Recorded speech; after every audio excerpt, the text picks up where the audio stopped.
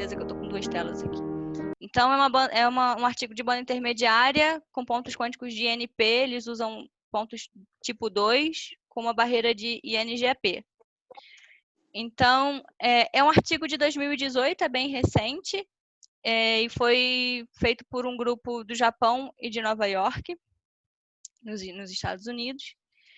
E a ideia, esse artigo, né, segundo os autores, é que eles conseguem medir pela primeira vez a absorção, né, nesses dois steps que a banda intermediária tem pela primeira vez.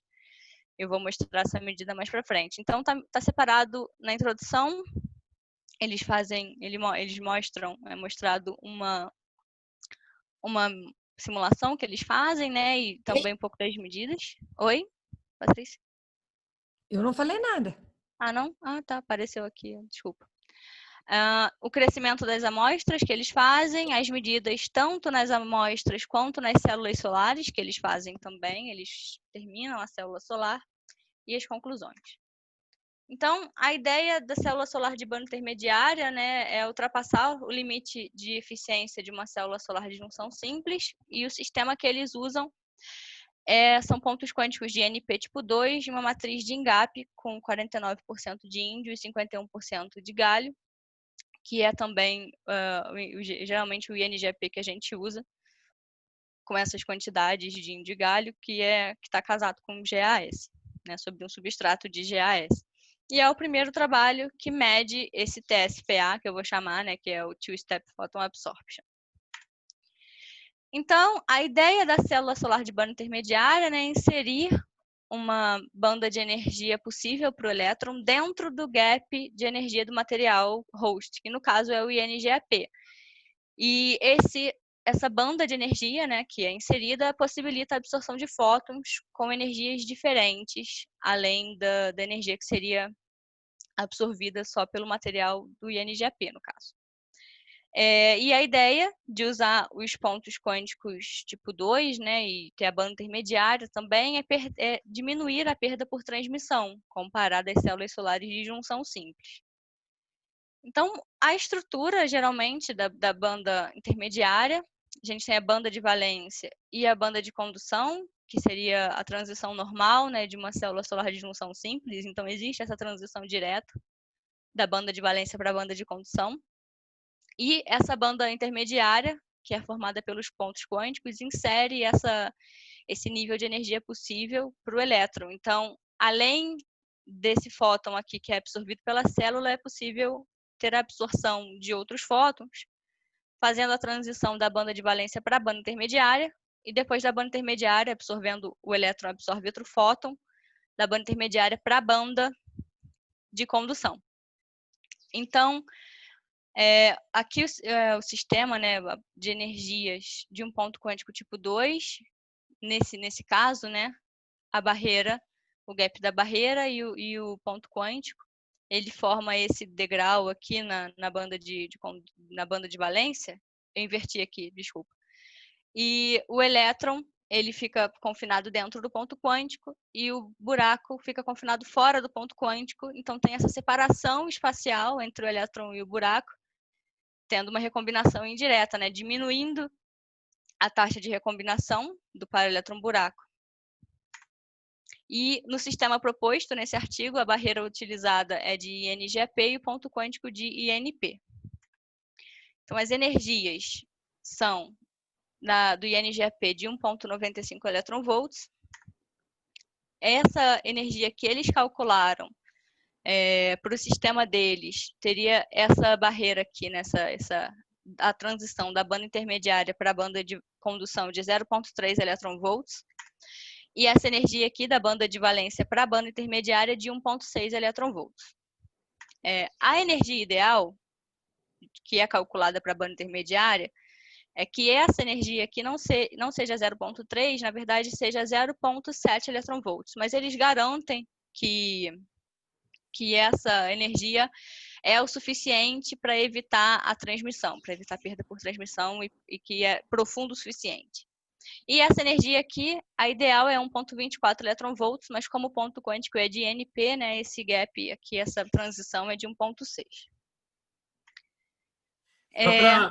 Só para Oi. deixar claro, talvez, para as pessoas que estão mais, são mais novas aqui, que geralmente, né, no nosso caso, a gente fazia DOTs de NAS sobre NGAP, então tipo 1, né? E tipo 1 não tem essa cara aí, né? Não sei se o O pessoal tipo tá... 1, a banda de valência é o contrário, né? Em vez de ser fundo, aqui é um degrau para cima. Então, o buraco, ele está confinado dentro do ponto também. Então, a recombinação é direta. A vantagem do tipo 2 é essa, né? É que a recombinação é indireta. Porque eu não quero que o elétron recombine com o buraco. Eu quero que o elétron vá para a banda de condução para gerar a corrente. Então, essa é a vantagem do tipo 2. Eu acabei não colocando o tipo 1 porque eu assumi que essa explicação aqui. porque às vezes tem gente que é mais É, nova, né? Aí pode ser legal assim mostrar. depois eu posso... o tipo 1 é assim, né? Seria assim. E aí o buraco ficaria aqui. Então, a recombinação, nesse caso, é direta. O tipo 2, o buraco está aqui. Essa é a diferença. Então, continuando, como eu disse, né, a transição da banda de valência para a banda de intermediária e da banda intermediária para a banda de condução não são ideais, não são os valores ideais. Mas os resultados que eles fazem depois nas medidas, né, das células solares, ele mostra que esse 0,3 é um valor suficiente para evitar essa perda por transmissão.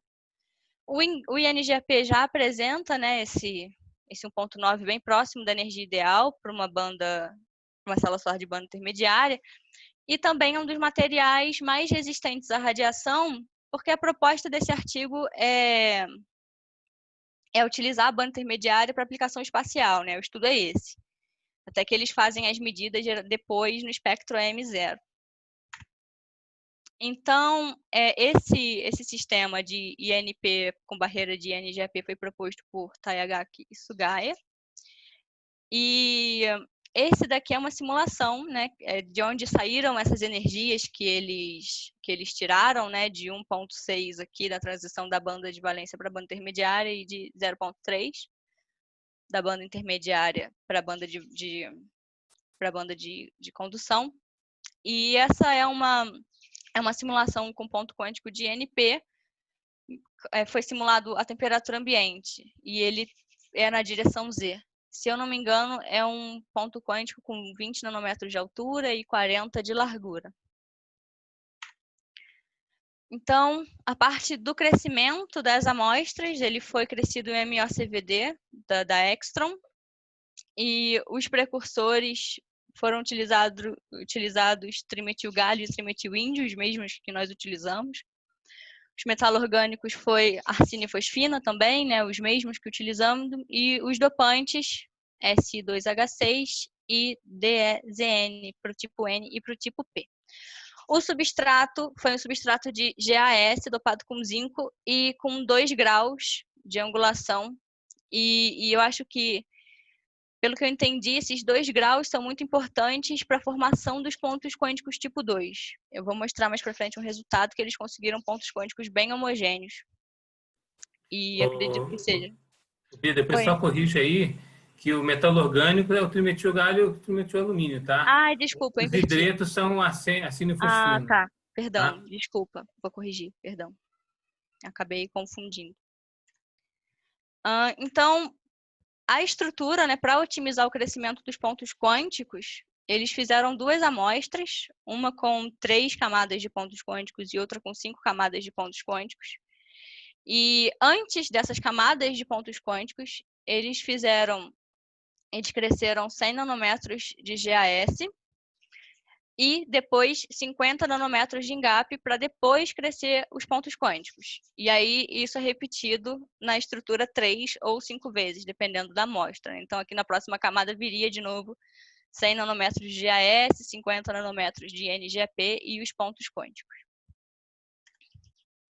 Então, os parâmetros de crescimento para buffer layer de GaS foi crescida a 650 graus Celsius, numa taxa de 2 microns por hora. O INGAP também a 650 graus Celsius, com uma taxa menor de 1 micron por hora. E os pontos quânticos, eles foram crescidos numa temperatura menor, que é o que geralmente a gente faz também. A gente diminui a temperatura para crescer o ponto quântico a 530 graus Celsius, numa taxa de 0,1 monolayers por segundo. Então, essa daqui é a estrutura da amostra, das amostras com pontos quânticos, né? E essa partinha azul aqui é a camada com os pontos quânticos, né? Com os níveis de dopante, as temperaturas e todas essas informações do crescimento. Então, sobre as medidas, né, das amostras, ainda não são as medidas da célula solar. Essa daqui é uma imagem de AFM, né, inclinada, tridimensional, com uma área de 2 microns por 2 microns. E o importante aqui são esses histogramas, que é o histograma de altura e o histograma de diâmetro dos pontos quânticos. E a gente vê que existe um pico aqui, né, em 18 nanômetros. E essa amostra, né, ele apresenta só pontos quânticos tipo 2, só pontos quânticos tipo 2, né, que são geralmente pontos quânticos altos, em torno de 18 nanômetros. E esse pico aqui, né, geralmente a gente vê 2 picos no histograma de altura, um relacionado a pontos quânticos menores, que são pontos quânticos tipo 1, e o segundo aos pontos quânticos tipo 2. E eu acredito que essa existência de um pico só, né, da existência de apenas pontos quânticos tipo 2, esteja relacionado com o substrato ter 2 graus de inclinação. Então, a altura do ponto quântico, né, segundo esse artigo aqui, que foi uma referência utilizada no artigo também, a altura do ponto quântico de NP é muito importante para atingir o confinamento tipo 2. Geralmente, eles precisam de uma altura maior do que 15 nanômetros. Então, por isso que o histograma é uma medida tão importante. Então, eles conseguiram uma altura de mais ou menos 18 nanômetros. Eu errei aqui, é nanômetros. Acabei colocando a mesma unidade que aqui. Essa é uma medida que eles conseguem medir o strain na estrutura. Eu não entendi muito bem essa medida, para falar a verdade, eles não explicam muito bem, porque parece que é uma medida de raio-x e eles chamam esses picos aqui de superlétices, mas eu não sei o que é superlétice na amostra, porque são 5 camadas de pontos quânticos só. Mas a conclusão dessa medida é que esses pontos quânticos de NP apresentam um strain compressivo em torno de 1.496 ppm. Que é o que geralmente a gente vê também nas amostras. Isso aí é raio-x, mas isso aí é raio-x. Então, eu sei que é raio-x, mas para mim não era possível medir raio-x de ponto quântico. E aí, quando eu vi essa medida... Ele não mede do ponto quântico, ele mede da estrutura repetida, não é do ponto quântico. É a periodicidade da estrutura. Então, mas para mim essa periodicidade, essas camadas de pontos quânticos eram invisíveis no raio-x, por isso que eu achei... Mas se muda de índice de refração, qualquer coisa periódica você vê. Entendi. Tá. Porque a diferença é que aí você tem o INGAP e o GAS alternando, não tem? Tem, nesse caso, GAS e INGAP. então. GAS e INGAP. Então, isso aí é isso que eles veem. Isso ele mede. Agora, o DOT, pelo que eu estou entendendo, faz alguma perturbação nisso aí, que ele está tirando alguma informação sobre strain. Sobre isso aí, eu não sei como é que eles fazem, mas a periodicidade é em função dessas camadas que eles têm. Aí alternando.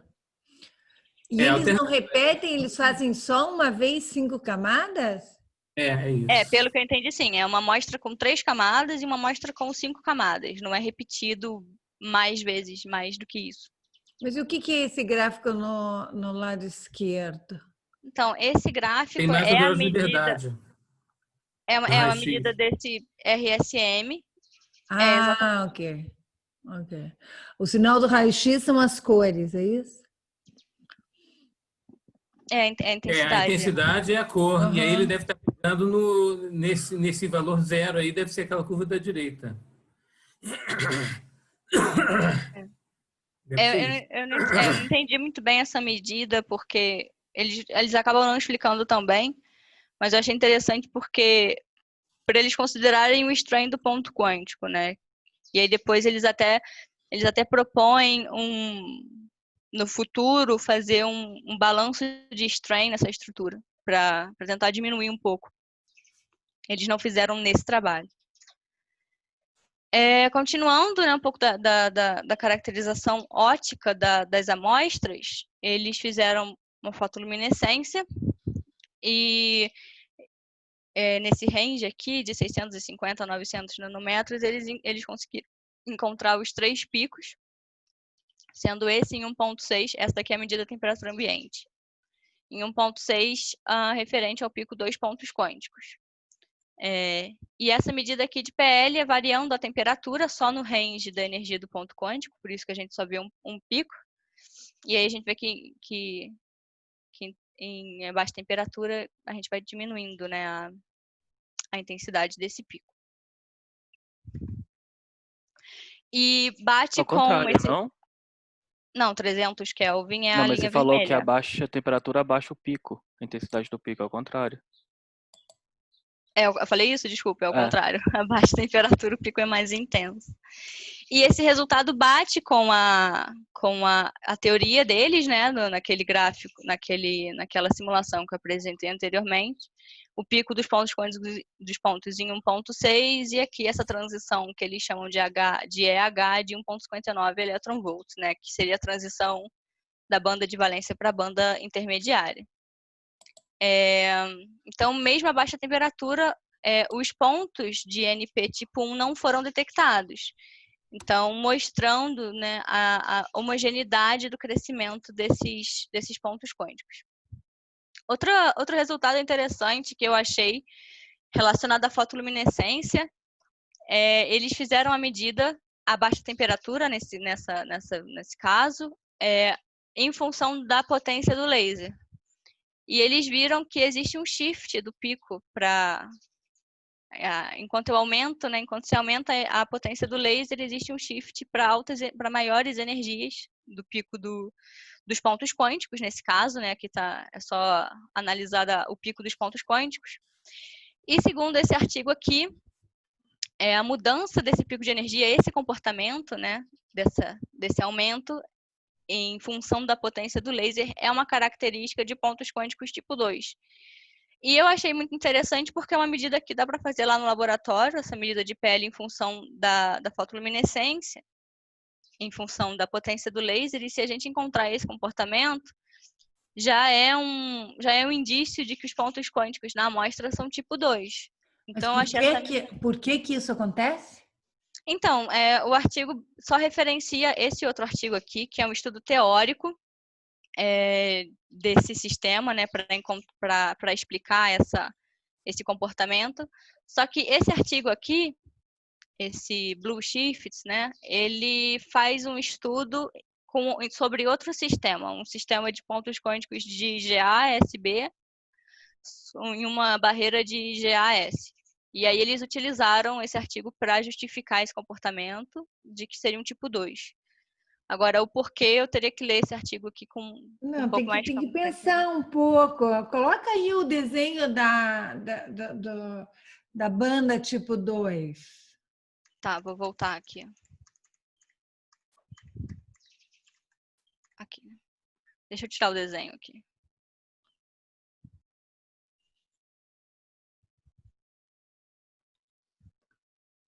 Esse desenho? Porque pode ser que você sature essa transição indireta, será? E aí você passa a ter a transição direta, que é uma energia maior. Uma energia maior. E aí, digamos assim, é uma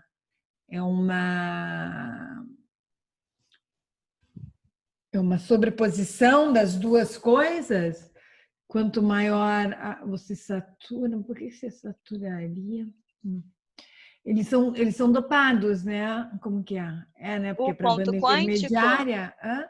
então, a princípio não, porque eles não falam que os pontos quânticos são dopados, mas até que eles falam que depois dopar o ponto quântico poderia ser uma estratégia. Mas a princípio não. Eu posso até colocar na tabela aqui. Não, o ponto quântico aqui não é dopado. Desse trabalho, pelo menos.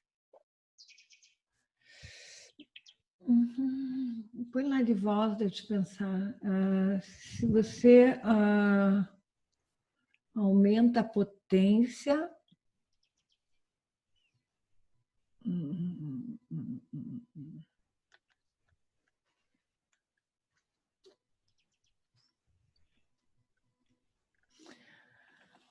Ou pode ser que você comece a ter a emissão a emissão de NJP é muito separada, como que é, né? Porque é 0,3 elétron-volt.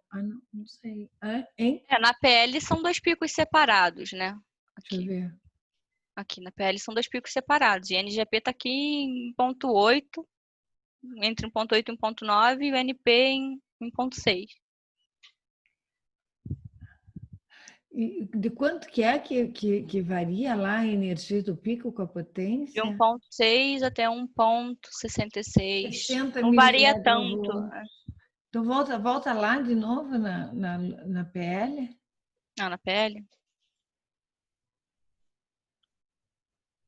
Nossa, tô lá na... Peraí. Tô voltando errado. Aqui. Ok, 60 milieletrovolts é bem menos, tá? Aham.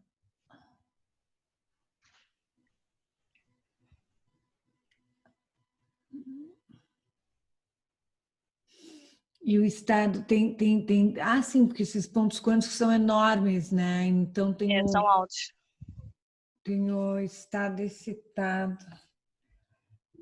Então é isso, ó. Deve ser, porque isso aí deve ser o estado fundamental, e aumentando a potência tem mais o estado excitado. Mas por que isso é só para ponto quântico do tipo 2 é que eu não entendo. Pelo menos... Bom, Porque isso seria verdade para do tipo 1 também. sim, verdade. Talvez possa ser alguma coisa com a regra de seleção de transição, né? Banda a banda. Que a gente não está levando em consideração. Pode ser ter que alguma coisa relacionada com o tipo 2. Uhum. Eu achei engraçado ele assumir a partir desse artigo, porque o sistema com ponto quântico de GASB e barreira de GAS é o contrário daquele, né? Ele é assim. E aí eles fizeram eles assumiram que Mas esse pode ser, tem que saber qual é o mecanismo. Pode ser que ocorra o mesmo mecanismo. Tem que saber qual é o mecanismo, isso que interessa. Sim. Deixa eu apagar aqui. Eu acabei não vendo esse artigo, era teórico, e aí eu só foquei aqui nesse resultado. Mas eu achei muito interessante essa medida, porque dá para fazer no laboratório, né? É só fazer a PL em função da potência. A gente está falando de uma transição também do elétron num material para um buraco no outro, né? É complicado. Você está pensando na estrutura de bandas tão facilmente assim, né? A transição, que nem a Patrícia estava falando da transição direta e indireta, geralmente eu pensaria para dentro do mesmo material, né? Na estrutura de bandas, mas é de um material para outro, então... Não, mas indireta é sempre de um material para o outro. Como que é do mesmo material indireta? A definição... sim. A definição de indireta...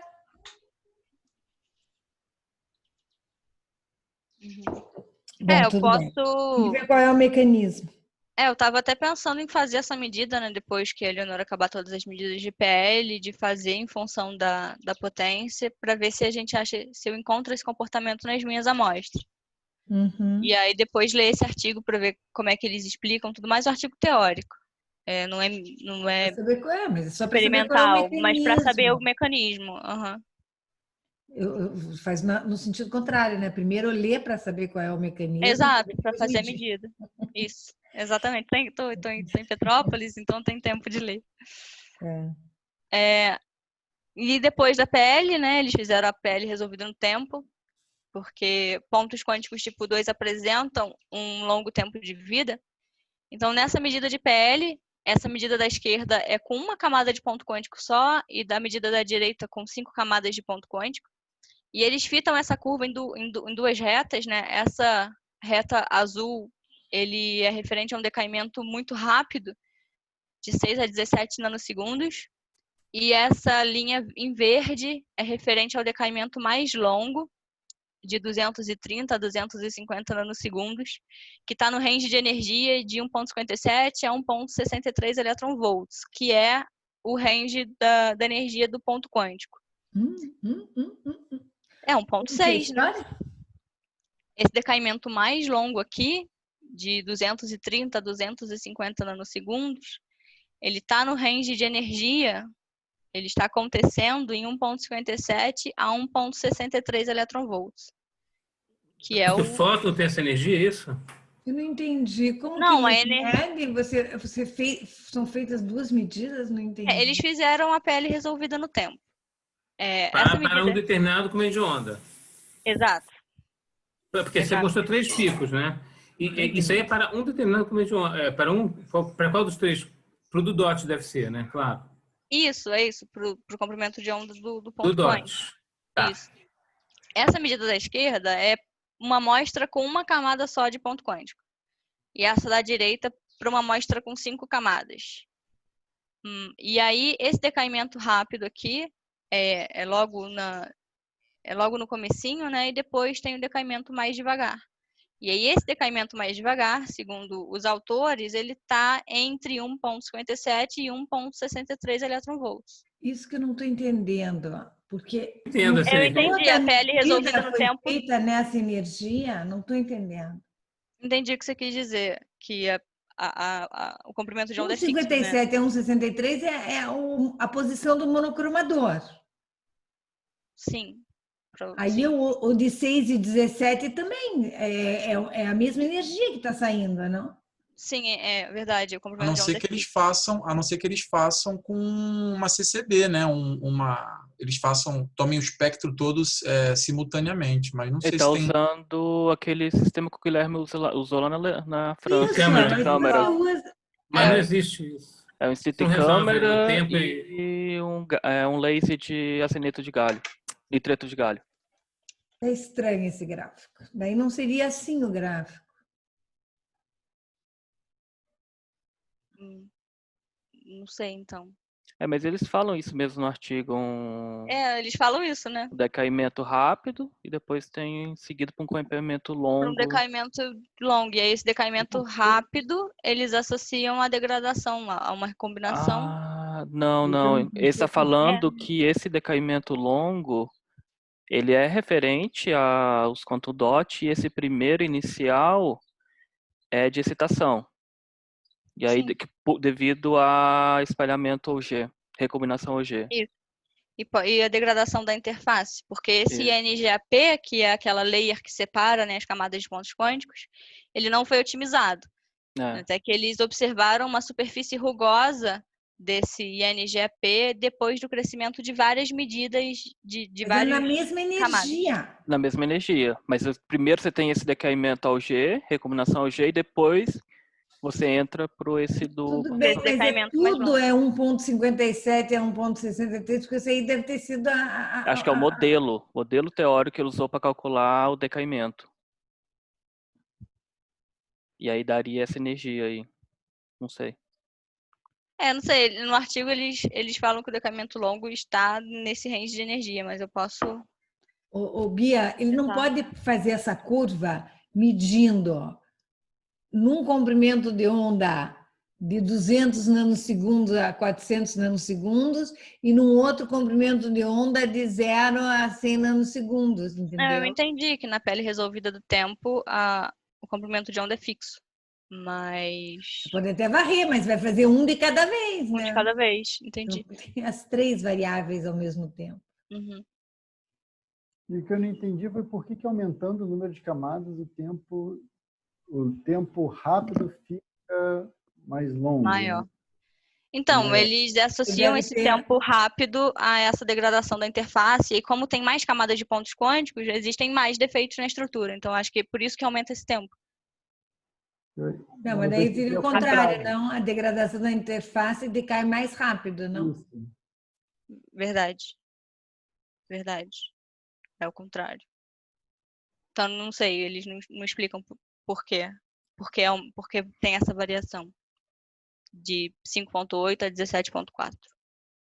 Talvez seja alguma coisa que proporcionalmente falando, quando você tem uma camada só,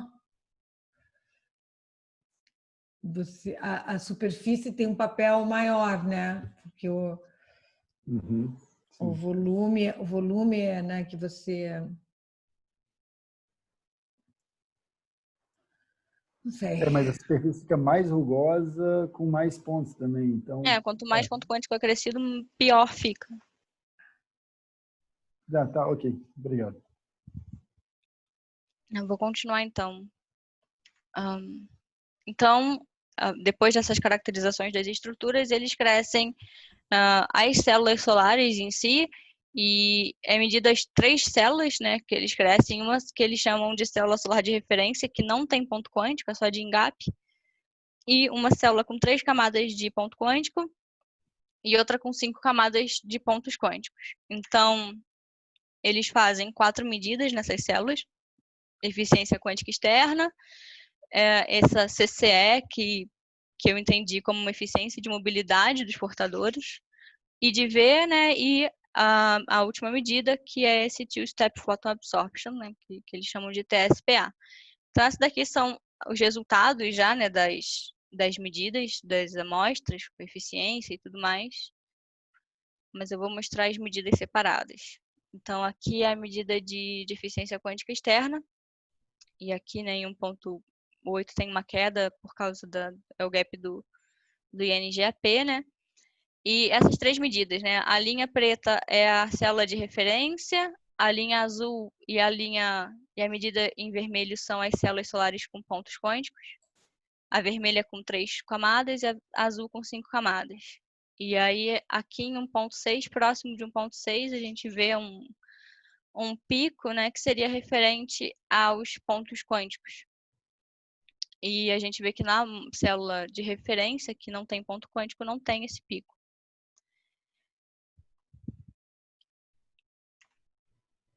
Então, para entender melhor esse transporte de portadores, porque eles associam, né, essa queda na eficiência quântica devido a alguns portadores presos nos pontos quânticos, né, eles fizeram essa medida para tentar entender melhor como esse transporte dos portadores eles acontecem em cada região da célula solar. Então, eles usam diferentes comprimentos de onda, não é explicado muito bem como é feita essa medida, o setup da medida, enfim. Mas os comprimentos de onda, a ideia é que os comprimentos de onda mais curtos, eles são absorvidos pela célula, né, na região de emissão, e os comprimentos de onda mais longos penetram mais profundamente na estrutura. E essa mobilidade dos portadores na célula, geralmente, eles aplicam um bias reverso na célula solar, enquanto esse bias aumenta, é gerado um campo magnético que auxilia, né, facilita esse transporte dos portadores na célula solar. E até para os portadores que são gerados lá na base da célula. Só que existe um limite para aumento desse bias. Então, existe uma razão entre a eficiência quântica externa e a eficiência quântica externa saturada, que eles chamam, que dá esse CCE, esse parâmetro. Então, a gente tem a eficiência quântica externa, que está em função do comprimento de onda e desse bias aplicado, e dividido, né, pela eficiência quântica externa saturada, que eles chamam que é apenas em função do comprimento de onda, a gente acha esse parâmetro CCE. E enquanto esse comprimento de onda aumenta, né, os fótons têm maior probabilidade de gerarem portadores mais profundos dentro da célula. E, como é esperado, esse CCE, né, a mobilidade desses portadores, na base da amostra é maior do que na região dos pontos quânticos, devido à qualidade do crescimento. A gente sabe que a região com ponto quântico tem uma degradação do crescimento devido a todos os defeitos que os pontos inserem na estrutura. Essa é a curva aí de V, de novo, das 3 amostras, né? Essa curva em preta é a célula de referência, sem os pontos quânticos. A curva vermelha é a curva IV da célula com 3 camadas, em azul com 5 camadas. E é percebido uma queda, né, na JSC e na VOC em relação à célula de referência. E os autores assumem essa queda devido à degradação na região dos 2 pontos quânticos, né? Até que a gente percebe que a eficiência da célula solar com 3 camadas é maior que a célula solar de 5 camadas. Muito provavelmente a degradação é menor, porque existe menos camadas de ponto quântico. Então, a ideia que os autores têm para melhorar essa curva IV, né, para melhorar toda a eficiência das células, é fazer uma otimização no ENGAP, né, que é a camada que separa esses pontos quânticos, fazer uma técnica de balanço de strain entre ponto quântico, né, no ponto quântico, então diminuindo esse strain teria menos defeitos. Eu acho que é por isso que é tão importante aquela medida lá na frente, né, que eles medem o strain compressivo, e também a dopagem dos pontos quânticos, que nesse trabalho eles não fizeram os pontos quânticos dopados. E a última medida, que eu acho que é mais importante desse trabalho, que é a medida do Two-Step Photon Absorption, eles utilizam esse setup com 2 fontes de luz, né, uma lâmpada de tungstênio que passa pelo monocromador, então ela não está aparecendo nessa figura, mas ela deve ficar aqui atrás. E essa luz, essa lâmpada, ela serve para excitar os elétrons da banda de valência para a banda intermediária. A segunda fonte de luz é um laser de 1,3 microns, que só tem energia para excitar os elétrons da banda intermediária para a banda de condução, né, que ele tem 0,95 eletronvolts. Então, ele não teria energia suficiente para excitar da banda de valência para a banda intermediária. Então, esse laser só vai funcionar, digamos assim, quando tiver portadores na banda intermediária para serem promovidos para a banda de condução. Então, essa é a medida da fotocorrente gerada, e entre 1,9 e 1,7, isso daqui é referente à transição ao Two-Step Photon Absorption, né? A transição que o elétron faz da banda de valência para a banda intermediária e da banda intermediária para a banda de condução. E eles fazem em função da temperatura. E esse rabinho aqui, né, essas energias que sobram depois aqui de 1,7, os autores associam a não uniformidade dos pontos quânticos que podem ter na estrutura. Então, existem outras energias aqui. A medida eles realizaram em função da potência do laser também, para mostrar que quando esse laser está desligado, né, ou seja, só a lâmpada só está ligada, o laser está desligado, nada é medido, que é essa medida aqui em verde escuro. E então tudo que a gente vê aqui, né, é relação a esse TSPA, essas 2 transições que existem na banda intermediária. Então, eu acho que esse é o de... Oi? E essa medida é só na frequência do laser, né? Claro. Isso, no laser de em função do laser de 1,3 microns. Isso. E aí eu estava até discutindo com o Pedro mais cedo, eu achei essa medida muito importante, muito interessante, né? Porque, segundo os autores, é a primeira vez que se prova esse TSPA em um sistema desse, né? De NP e NGAP. E não parece ser difícil realizar essa medida. Então, acho que talvez a gente consiga montar isso no laboratório. Eu não sei se a gente tem um laser com essa energia baixa, mas eu acho que seria interessante medir, porque a gente consegue ver se de fato existe essas transições, né, que a banda intermediária dá a mais. A energia do laser que você falou ali? 0,95 eletronvolts.